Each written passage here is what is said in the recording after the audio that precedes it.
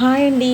ఆహా! ఏమి రుచి అనిపించే గోరుచిక్కుడుకాయలు, పచ్చిశనగపప్పు, నూపొప్పుడంతో అద్భుతమైనటువంటి, ఆరోగ్యకరమైనటువంటి, ఎంతో రుచికరమైన రెసిపీ ఇది. ముందుగా గోరుచిక్కుడుకాయలని చిన్న చిన్న ముక్కలుగా కోసుకొని ఉడికించుకోవాలి. పచ్చిశనగపప్పుని కూడా ఉడికించుకోవాలి.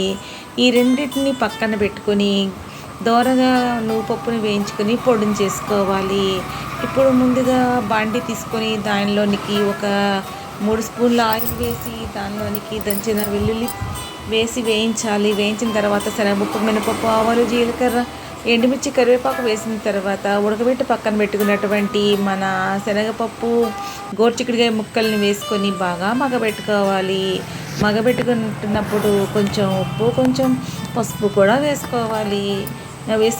వేసుకొని కొంచెంసేపు మగ్గబెట్టాలి. మగ్గబెట్టిన వెంటనే 4 స్పూన్ల మరి నూపప్పు పొడి వేసుకొని చక్కగా కూరంతా కలుపుకుంటే మనకి ఎంతో రుచికరమైనటువంటి రుచి అనిపించేటువంటి మన శనగపప్పు, గోరుచిక్కుడుకాయ, నూపప్పు పొడి కర్రీ రెడీ అయిపోయింది. వేడి వేడి అన్నంలోనికి వేసుకొని తింటే ఎంతో టేస్టీగా ఉంటుంది. ప్లేట్లు తీసేయచ్చు.